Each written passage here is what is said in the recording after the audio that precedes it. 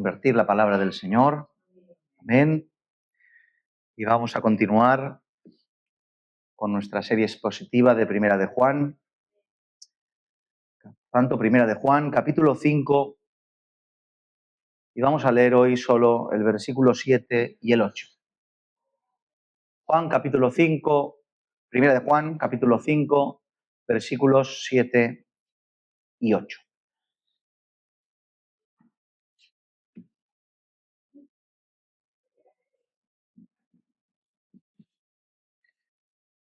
Y dice así la palabra del Señor.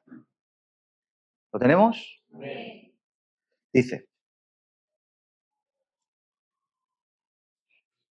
porque tres son los que dan testimonio en el cielo, el Padre, el Verbo y el Espíritu Santo, y estos tres son uno.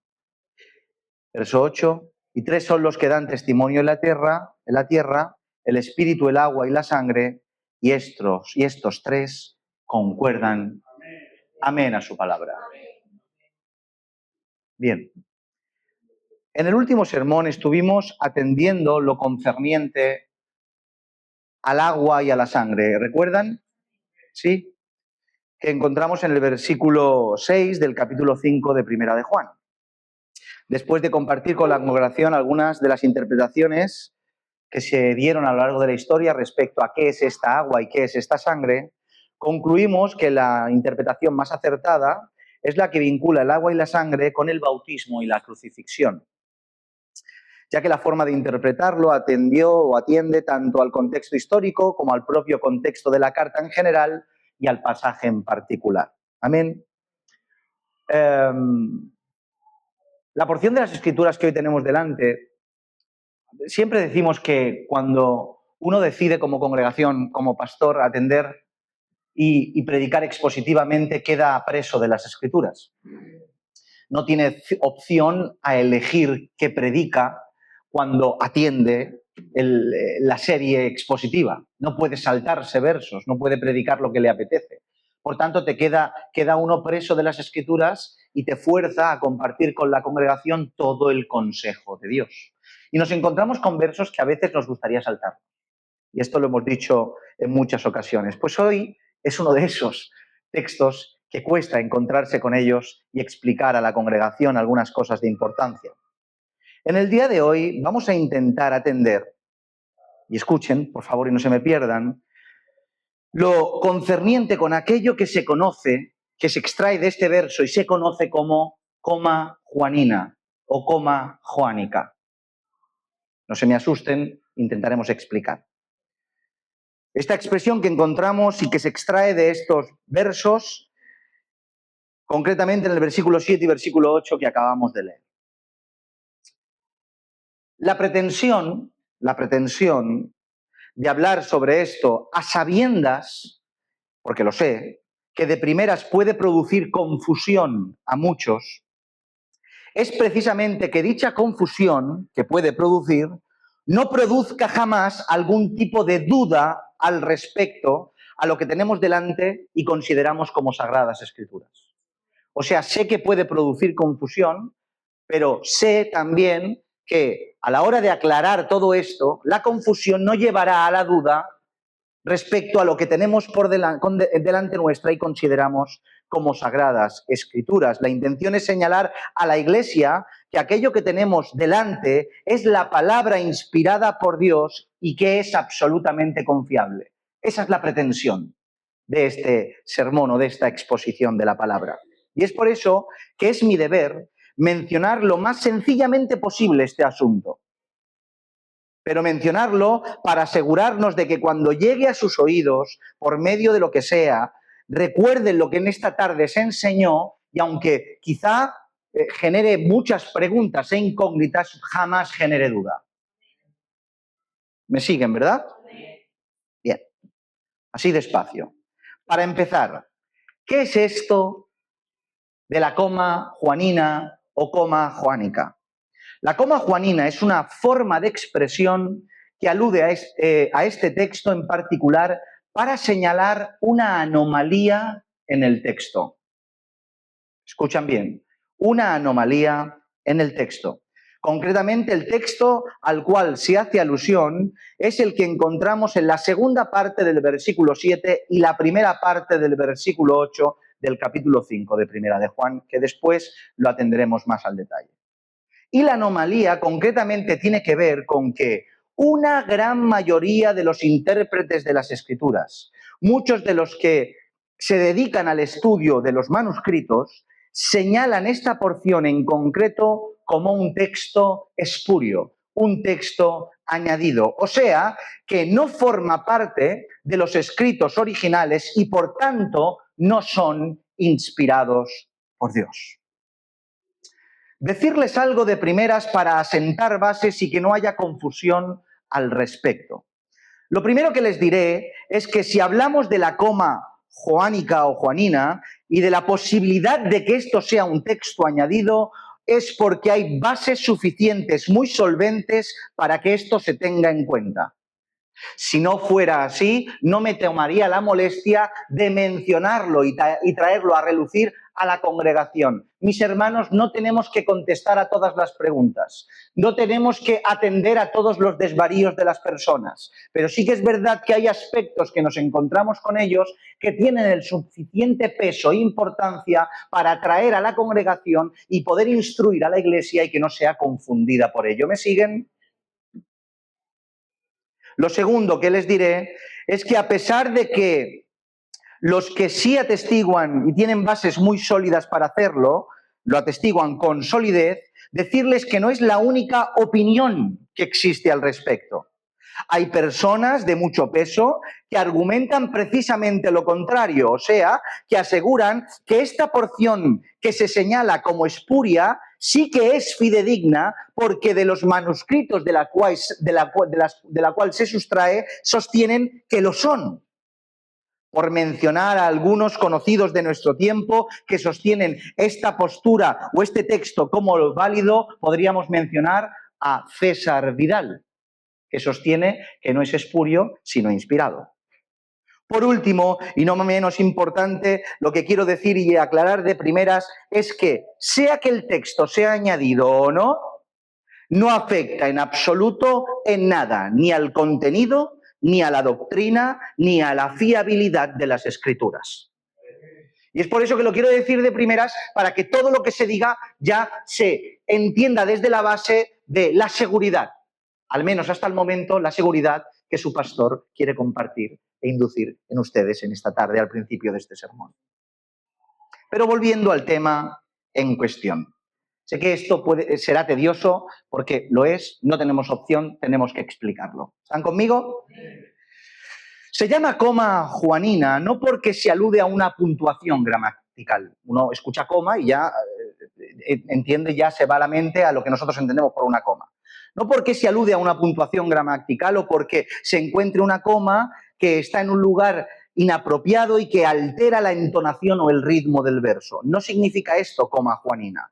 Por un lado, coma alude a una frase añadida o a una cláusula corta. Esto es coma, una cláusula corta, una frase añadida. Y por el otro, juanina, se conoce así porque alude a que esta cláusula corta o este añadido se encuentra en los escritos de Juan. Por tanto, se podría entender como coma juanina una pequeña cláusula añadida en la carta de Juan. Eso es coma juanina, una pequeña cláusula añadida en la carta de Juan. Como hemos dicho hace un momento, esta pequeña cláusula, esta pequeña anomalía, señala la más grave de las anomalías. Por un lado, podría señalar quizá una variante textual, la cual sería una definición que no juzga el texto original, más bien señala diferencias textuales en los manuscritos. Por tanto, sería una postura más liviana, bastante más neutral y menos agresiva. También podría señalar esto lo que se conoce como una glosa o un apunte a un pie de página. Esto estaría intentando decir que pertenece a una nota marginal, a ese pie de página que estaba en el texto original y que posteriormente otro copista traspasó el texto a pie de página al texto original. Pero lo que señala la coma juanina es una auténtica interpolación, o sea, usando así el término no solo más general y conocido para señalar cualquier texto añadido posterior al texto original, sino el más extremo y crítico que se pueda usar y señalar a un texto. O sea, esto es algo que no estaba en los escritos originales, es un texto añadido. Eso señala la coma juanina. Por tanto, es algo serio y a tener en cuenta. Para explicar esto y acercarnos un poco al por qué muchos entienden esto de esta manera, necesariamente tenemos que hablar un poquito sobre bibliología. La bibliología es la rama de la teología que atiende a la Biblia en sí misma. Naturaleza, autoridad, transmisión, composición, códices, manuscritos, idiomática, etcétera, etcétera. Créanme cuando les digo que es una de las ramas, al menos a mi parecer, más complejas de la teología. Si necesitan años para tener una comprensión mínima que a su vez permitiría a aquel que la estudió previamente poder enseñar mínimamente bien dicha materia. Un conocimiento que ya les digo de antemano que yo no tengo. Pero gracias a Dios, y escucha bien, que no tenemos que ser especialistas en todas las materias. No necesariamente tenemos que ser aptos para enseñar, sobre todo nosotros como pastores, pero no necesariamente necesitamos un máster en todas las materias ni tener un conocimiento absolutamente exhaustivo de todo el compendio teológico, ya que la Iglesia en su conjunto está llena de hombres capaces que han dado respuesta a lo largo de la historia a asuntos complejos respecto al estudio de las Escrituras. Y la Iglesia es un conjunto de un montón de personas y no un grupo de personas en una iglesia, en un rincón en Benidorm.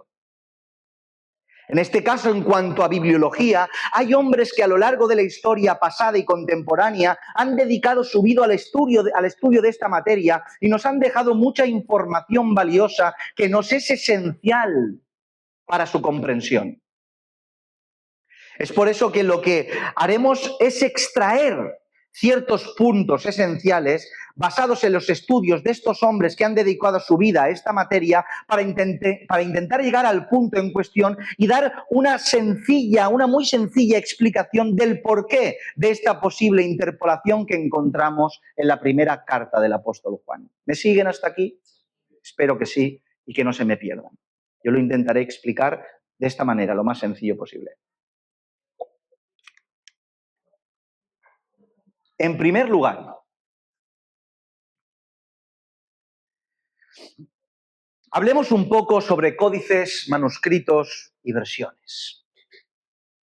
La mayoría de nosotros conocemos que al día de hoy tenemos diferentes versiones de las Escrituras y existen bastantes de ellas. Por mencionar algunas de las más conocidas, versiones como la conocida Reina Valera de 1960, que es la que usamos en nuestra congregación y la mayoría que nosotros tenemos en nuestro haber y usamos más frecuentemente, la Biblia de las Américas, la Biblia de la nueva versión internacional, o la que está tomando mucha popularidad últimamente, que se conoce como la Biblia textual y sus diferentes revisiones. Estas diferentes versiones de las Escrituras no son diferentes Biblias, escúchenme bien, no son diferentes Biblias, no tienen diferente contenido, simplemente son traducciones que se extraen con las mismas técnicas, pero desde diferentes manuscritos. Dicho de otra manera, se toman los manuscritos más cercanos a los originales que se tengan al alcance y desde ellos se hacen diferentes traducciones que son las que tenemos en nuestro haber en la actualidad. Que las diferentes versiones extraigan su contenido de diferentes manuscritos no provoca en absoluto diferente contenido o diferentes libros, pero sí variaciones textuales. Estas pueden verse bien en diferentes palabras, diferentes composiciones y estructuras de sus párrafos, o bien algunas versiones que añaden algunos textos que otras omiten. Y es aquí donde encontramos el caso de la coma juanina. Hablar de manuscritos es tedioso, mis hermanos. Gloria al Señor. Esperamos que el hermano yo lo prepare todo. Gloria al Señor. Decía que hablar de manuscritos es tedioso, confuso y, en mi opinión, no es relevante ser exhaustivo al respecto y menos en un sermón o una serie de sermones para compartir con la congregación en general. Por eso permítanme la libertad de ser extremadamente simple en mi explicación sobre esto. Lo primero, decirles que cuando hablamos de manuscritos o códices, en ningún caso nos estamos refiriendo a los escritos originales, ya que estos se perdieron con el tiempo. Tenemos la mala costumbre de decir, en el original dice, pero en realidad nos estamos refiriendo a los códices desde el idioma original en hebreo y en griego, pero porque los originales se perdieron, no están. De lo que estamos hablando son copias de las copias y copias de estas mismas. Pero no se preocupen, porque existen herramientas que se han usado debido a la gran cantidad de manuscritos que existen sobre las escrituras, nos han garantizado la genuinidad de dichas copias que tenemos al alcance de nuestra mano hoy. Dicho sea de paso, cuando alguien que cree que sabe lo que dice y pone en tela de juicio la fiabilidad de las escrituras porque no tenemos los originales, no entiende que no existe ningún otro documento en la historia más fiable y con más testimonio y con más manuscritos y con más genuinidad que los que podemos corroborar y encontrar en las escrituras, en la Sagrada Biblia. Nadie duda, por ejemplo, de que Julio César existió ni que las guerras de las Galias se dio lugar. Y la seguridad de ello se basa en 250 manuscritos que datan de 900 años posterior a los eventos de Julio César y a la guerra de las Galias. 250 manuscritos, 900, casi un milenio después de los acontecimientos originales. Sin embargo, del Nuevo Testamento tenemos más de 5.000 manuscritos y su cercanía a los acontecimientos no llega a un siglo. Y me creo que existió Julio César después de 1000 años de distancia entre los hechos y el escrito, y solo con 250 manuscritos, y pongo en tela de juicio el Nuevo Testamento, la Escritura, después que tenemos 5.000 manuscritos y que datan del geógrafo al hecho histórico no menos de un siglo, no más de un siglo. Noten, mis hermanos. Sin entrar en muchos detalles, dicho esto, algunas de las herramientas principales que se usan para la veracidad de los manuscritos que sirvieron de base para las traducciones que tenemos en la actualidad podrían ser, muy a grosso modo, la cercanía con los hagiógrafos originales, la calidad de sus escritos, la cual una de las herramientas que se utilizaban para ello es algo que se conoce como las familias textuales, familia bizantina, occidental o la que se considera mejor que es la familia alejandrina. Esto de familia es un grupo, un conglomerado de escritos que se designaron por familias, entre ellas la alejandrina es la más fidedigna. O el múltiple testimonio que tiene que ver con encontrar manuscritos en las diferentes familias que, a pesar de estar en diferentes lugares y regiones donde no se han tenido contacto, escriben exactamente lo mismo. Entre los manuscritos que se consideran por muchos como los más confiables, digo por muchos y no por todos, resaltan sobre todo dos por encima del resto. Por un lado tenemos el manuscrito conocido como sinaítico. Esto se conoce, con este nombre porque se encontró precisamente en el Sinaí en el siglo XIX por Konstantin von Trinchertov. Lo he pronunciado como he podido, me he arriesgado y lo he intentado. Y por otro lado tenemos el manuscrito que se conoce como manuscrito o códice vaticano, que se conoce con dicho nombre porque la Iglesia Católica Romana lo tiene en su haber y en su biblioteca hasta el día de hoy. ¿Han visto el Código da Vinci o la segunda parte? Esa sala donde se queda sin oxígeno Tom Hanks, pues por ahí es donde tienen ese códice bajo llave. Las particularidades más relevantes de dichos documentos son que son documentos griegos transcritos a mano, que ambos pertenecen al siglo IV, lo que los hace muy cercanos a las copias originales y que son textos prácticamente completos y que no necesitan de ninguna otra fuente para completar el contenido total de las escrituras. Estos detalles y otros más sirvieron para la mayoría como suficientes para ponerlos por encima del resto de manuscritos que existen hasta el momento. Sin embargo, como ya he mencionado, no todos están de acuerdo con esto. Y algunos de ellos lo señalan como todo lo contrario, no son tan fiables como otros. O sea, que no hay consenso. en cuanto a cuáles manuscritos son los mejores para tener en cuenta respecto a lo que derivaron después las traducciones. En el otro lado de la moneda, del Sinaítico y el Vaticano, tenemos algo que se conoce en la actualidad como textus receptus. Yo sé que estas palabras y esto es un poquito así, pero no tengo otra forma de explicarlo. Algo que se conoce como textus receptus, también conocido como texto mayoritario o texto recibido.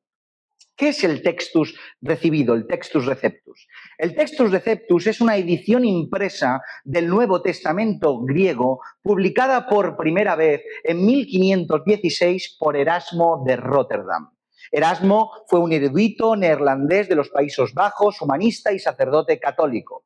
Para ser precisos, tenemos que decir que la traducción de Erasmo no fue directamente lo que se conoció después como textus receptus, sino que fue el origen de la copia que desembocó posteriormente con este manuscrito que tiene este nombre tan particular. El textus receptus no es un códice ni un manuscrito en sí, sino una copia de ciertos códices y manuscritos anteriores. Erasmo, tomando manuscritos bizantinos bastante tardíos, del siglo XII al siglo XV, ya que no tenía al alcance de su mano ni el Sinaítico ni el Vaticano, compuso su versión desde estos códices que los tradujo para tener su propia versión. Para muchos, el textus receptus es más fidedigno que el Sinaítico y el Vaticano por varios motivos de relevancia, como por ejemplo ciertas sombras que recaen sobre aquello que gira en torno a dichos códices y los que los rescataron, como Westcott y Hort, que no vamos a hablar de ellos en esta tarde, también porque algunos sostienen que los textos utilizados que desembocaron al textus receptus son de mejor calidad e incluso dicen algunos que son más antiguos que el Sinaítico y el Vaticano, a saber, mis hermanos, y sobre todo porque el textus receptus y los manuscritos que se utilizaron para su composición son los más utilizados a lo largo de la historia por todos los creyentes y los más utilizados para las versiones, y es por eso que se llama texto mayoritario también, porque la mayoría son los que lo utilizaron. ¿Me siguen? Bien, dicho esto, las versiones que nos encontramos en la actualidad son producto de estos manuscritos, códices y traducciones que hemos mencionado.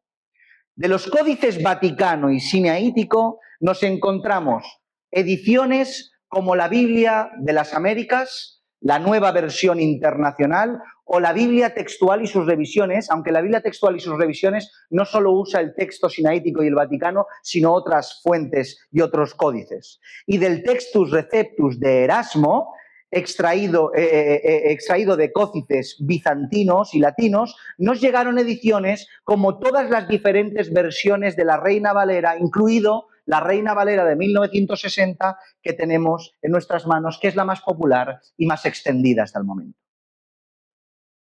¿Bien?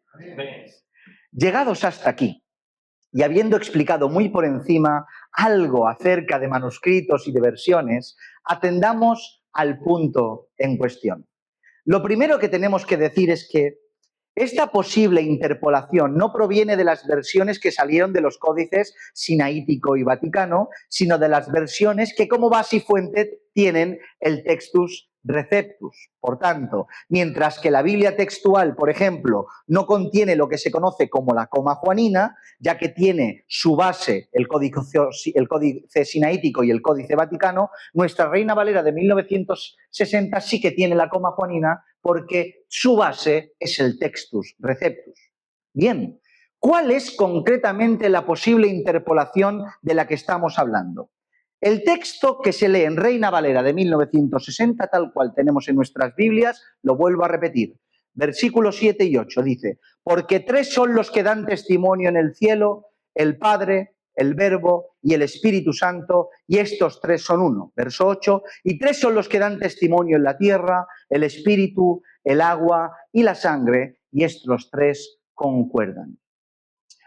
Por otro lado, en las traducciones que no tienen el textus receptus como base, como la textual, leemos lo siguiente: porque tres son los que dan testimonio, el espíritu, el agua y la sangre, y estos tres concuerdan.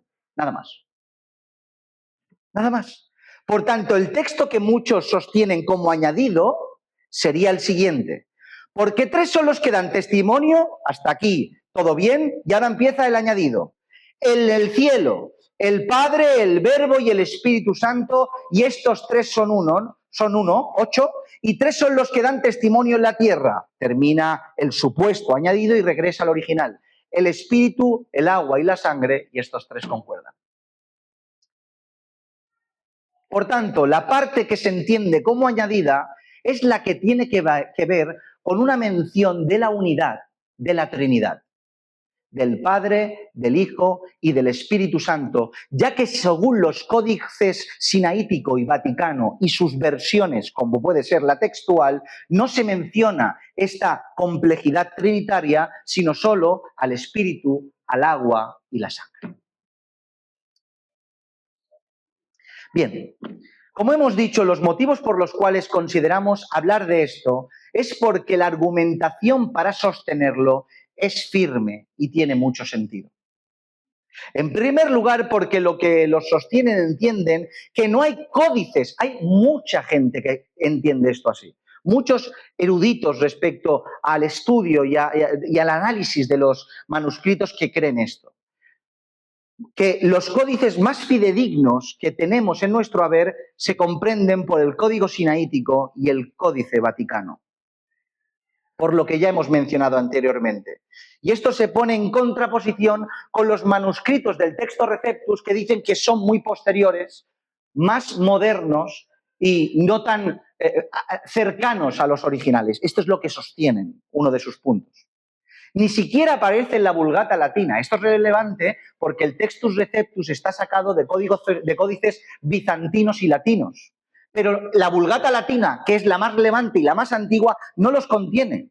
La Vulgata latina es la traducción que data de finales del siglo IV y comienzos del siglo V por Jerónimo y por encargo del Papa Damaso I.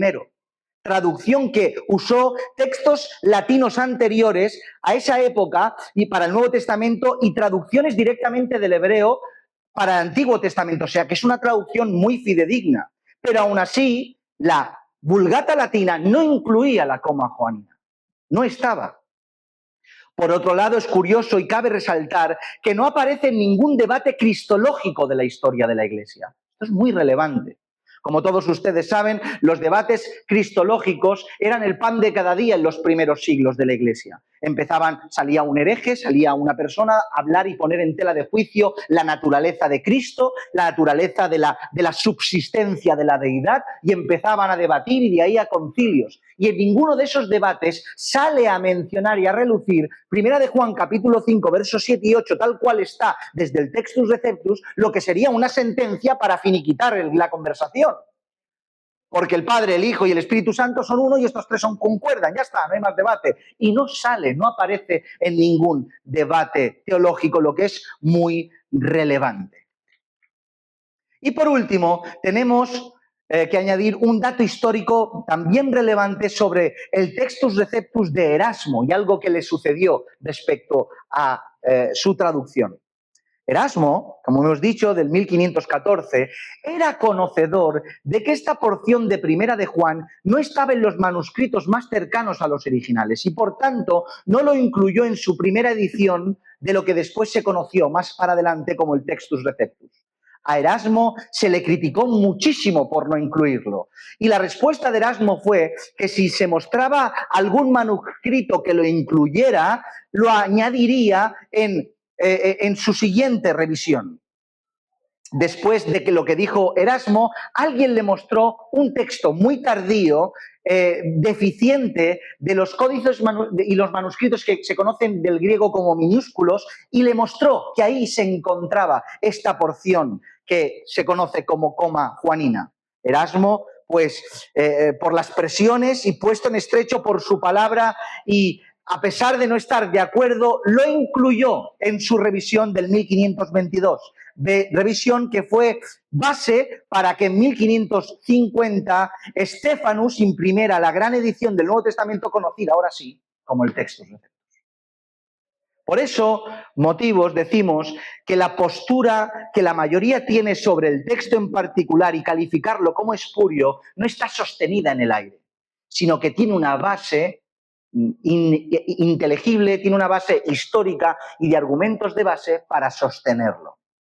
Pero vuelvo a repetir que los argumentos de aquellos que sostienen lo contrario, que no los hemos expuesto aquí de una manera amplia, también tienen mucho sentido. Y les invito a que los escuchen y a que dialoguemos de ello más para adelante cuando ustedes quieran.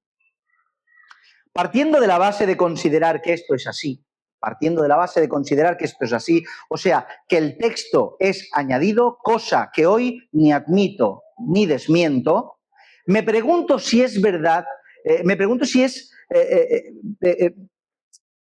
que si esto es verdad, yo pensando en mi casa, qué temeridad, ¿no?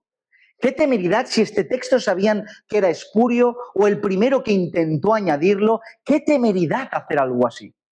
Imagínense que es usted quien piensa en introducir esto al texto bíblico. ¿Se imaginan?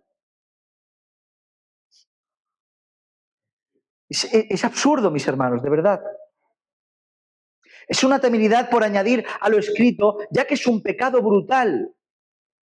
Y no solo eso, sino que es innecesario, a la vez que contraproducente.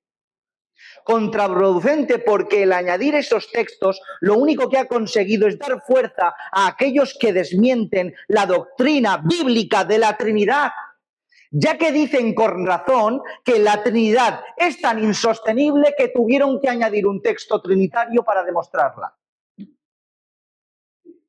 El que lo añadió, si es que ha sido añadido, le dio fuerza a aquel que se defiende, ya que dice, tuvieron que añadir un texto porque si no, no había manera de demostrarla. Me siguen, ¿verdad? La lógica. E innecesario porque ya tenemos toda la escritura en peso para demostrar la verdad trinitaria sin necesidad de ningún truco, artimaña, ni de mano del hombre para demostrar lo que es verdad en la Biblia. Dios nos ha revelado por las Escrituras este gran misterio que no se puede comprender, ni siquiera se puede casi explicar, pero que es sí y amén. Un misterio que demuestra que mientras que Dios es absolutamente uno, subsisten tres personas diferentes, el Padre, el Hijo, el Espíritu Santo, coiguales, coeternos y de la misma naturaleza y sustancia y esencia, al mismo tiempo que distinguibles entre ellos. Y no necesitamos, si es que es así, ningún añadido para ayudar a la Escritura.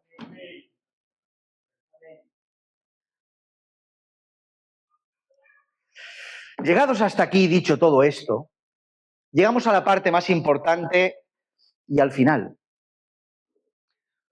A la parte más importante y al propósito principal del sermón en esta tarde.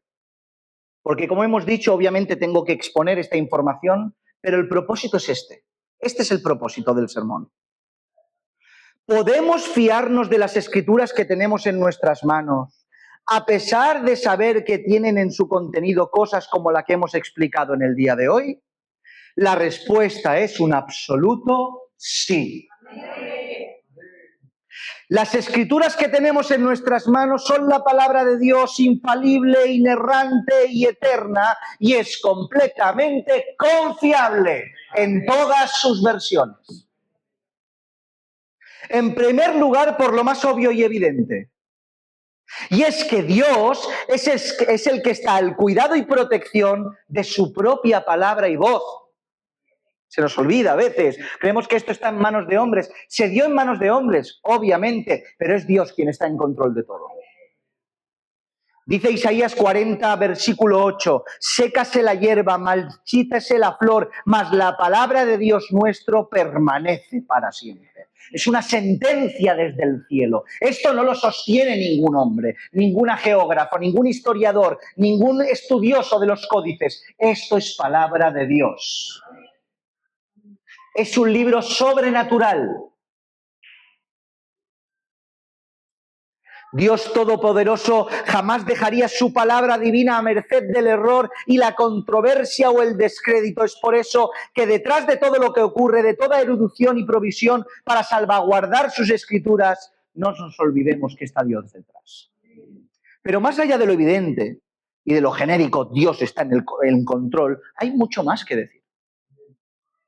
Por un lado diremos que no hay que preocuparse por la sencilla razón, y esto por favor presten atención, de que todos los textos añadidos, todas las interpolaciones y variantes textuales ya han sido señaladas e identificadas. Todo lo que se cree o se entiende, o sea, no significa que lo que se señaló tenga que ser así, pero todo lo que se ha señalado, todo lo que se ha distinguido, todo lo que ha dicho esto es espurio, esto es añadido, esto es una variante, ya han sido distinguidas. Sabemos cuáles son. A lo que me refiero es que ya sabemos que está supuestamente añadido o cuáles son estos pasajes difíciles o cuáles son estas complejidades en las traducciones diversas que tenemos. El estudio crítico textual a lo largo de la historia ha sabido averiguar dónde están estas anomalías y señalarlas como tales. Dios ha dado capacidades a los hombres. Por poner un ejemplo, tenemos las revisiones de los conocidos Nestlé y Alan, que desde el 1851 hasta la actualidad se han publicado o se publicaron 28 revisiones del Nuevo Testamento, trabajo que perdura hasta la actualidad. Su trabajo consistía en continuamente revisar continuamente todos los manuscritos conocidos e identificar precisamente lo que estamos mencionando. Se tomaba un manuscrito, se toma, se mira, se subraya, se comprueba, está todo ya identificado. El Evangelio, el estudio, la erudición no está en casa de David. Tenemos una historia que se ha dedicado de esto. ¿Entienden esto? Por tanto, el trabajo que se hizo, se hace y se seguirá haciendo nos da tranquilidad. Ya sabemos, no hay un texto que no sepamos, que no tiene algo que hablarse acerca de él. Además de esto, tenemos que entender que aunque no tuviéramos en nuestro haber la capacidad de dilucidar cuáles son y cuáles no lo son, decirles que ninguno de estos añadidos o variantes alteran de ninguna manera el mensaje doctrinal de las Escrituras y mucho menos aspectos relacionados con el Evangelio, la vida del cristiano y mucho menos la salvación. O sea que aunque no supiéramos cuáles son, aunque estén ahí, no alteran nada, ni doctrinal, ni de vida y obviamente para salvación.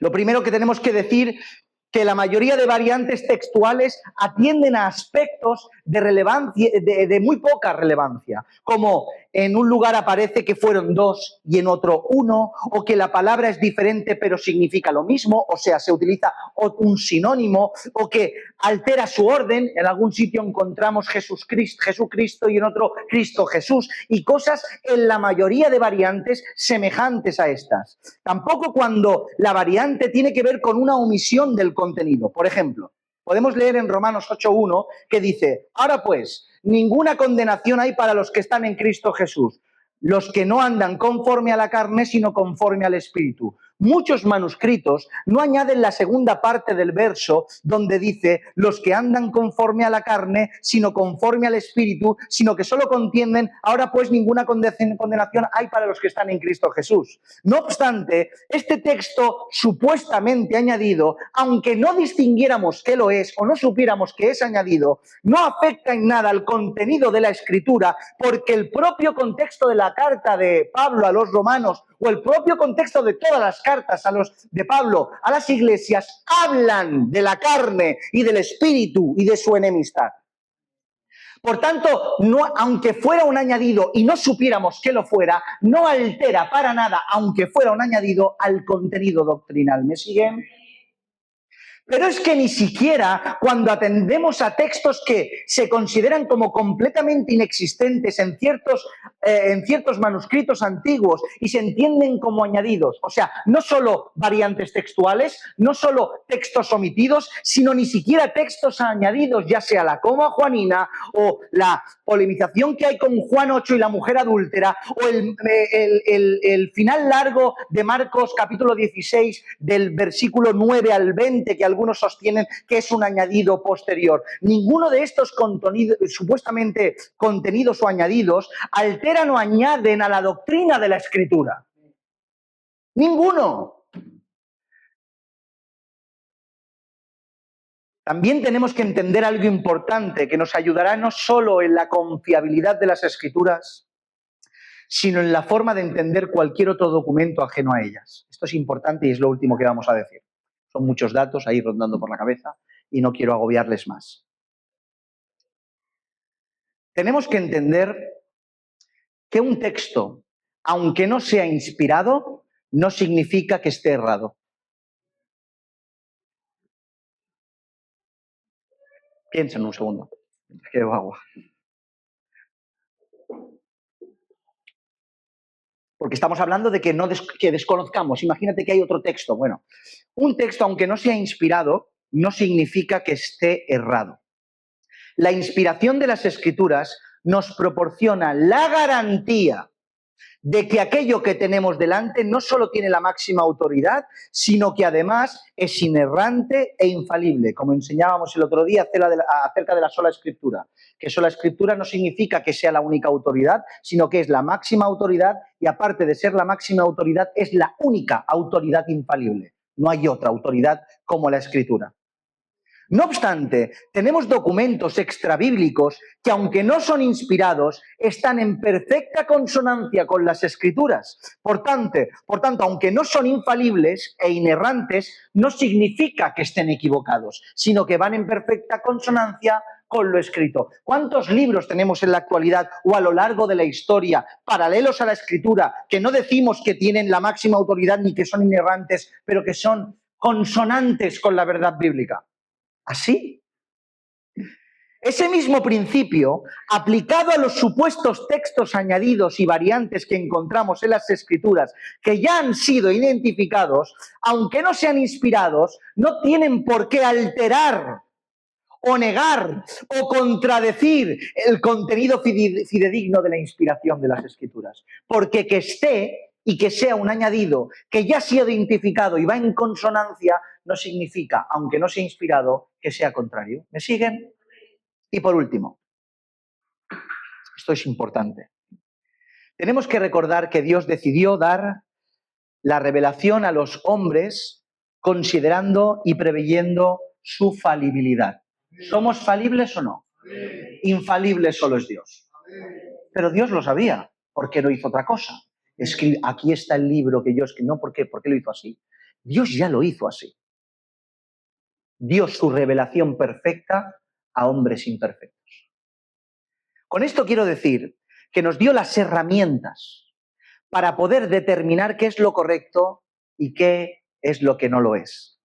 Y entre todas estas herramientas tenemos la forma en la cual la Escritura tiene que ser comprendida e interpretada. Y sin entrar mucho en el tema, porque hay muchas herramientas para interpretar las Escrituras, una de las maneras, una de las reglas básicas de interpretación es interpretar la Escritura desde su totalidad. La suma de su palabra es verdad. Y no solo desde un verso aislado del resto de la revelación bíblica. Por tanto, esto nos da una máxima a tener en cuenta, y es que no se trata tanto del contenido que encontramos, sino del mal uso que se hace a la hora de interpretarlo. No es tanto lo que nos encontramos, es más el mal uso que se le da a la hora de hacer una mala interpretación con herramientas que no son válidas a la hora de interpretar el texto. A lo que me refiero es que podemos tener textos inspirados, mal interpretados, que te llevan al error, y textos no inspirados, pero interpretados bien, que te llevan al acierto. Lo repito, podemos atender a un texto inspirado y como utilizo una mala interpretación me lleva al error, y un texto quizá añadido que no es inspirado, pero va en consonancia con todo el compendio bíblico, y como aplico una hermenéutica adecuada, encontrar de algo que no es inspirado un acierto y de algo que es inspirado un error. Porque no es tanto el contenido, que sí, obviamente, lo necesitamos, pero también las reglas del contenido, de cómo interpretar el contenido. Por ejemplo, así lo van a entender mejor.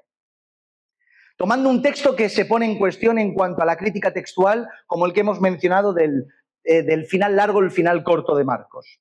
Si yo tomo la versión larga de Marcos y en vez de terminar en el versículo 8, sostengo que llega del 9 hasta el 20 para justificar el tomar serpientes en mis manos, el texto, ya sea inspirado o no, o sea una variante tardía o no, generará en mí un error doctrinal terrible. Pero esa mala interpretación no se debe a la variante en sí, si lo es, sino más bien a mi mala forma de interpretar ese contenido. No es la variante lo que me lleva al error, sino mi mala forma de interpretar. Ya que aplicando contexto, entendería que no se puede tentar al Señor tu Dios, por tanto entenderé que la expresión que se refleja en el final supuestamente añadido de Marcos, que dice que tomarás serpientes en tu mano y no te dañarán y beberás veneno y no te matará, no tiene que ver con que una licencia que me da Dios para tomar serpientes en mi mano y beber veneno, sino que tendrá que significar otra cosa, porque no interpreto ese texto aislado de toda la verdad bíblica. Por tanto, ¿cómo nos protegemos de supuestos textos añadidos? Utilizando una hermenéutica saludable, y entre todas estas reglas está estudiar la Biblia en todo su contexto. Y en la suma de toda la verdad llego a la conclusión apropiada y no interpretaré jamás a la luz de un solo pasaje bíblico, sobre todo para justificar aquello que me apetece que diga la Biblia. ¿Han entendido esto? Por tanto, no es tanto lo que encontramos, sino más bien el error humano. ¿Se han dado cuenta? Conclusión, mis hermanos.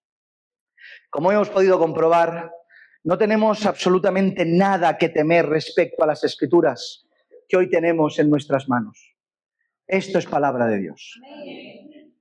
No te preocupes la versión que tengas dentro de las versiones oficiales que el cristianismo da por válidas, que derivan de los manuscritos que se dan por válidos.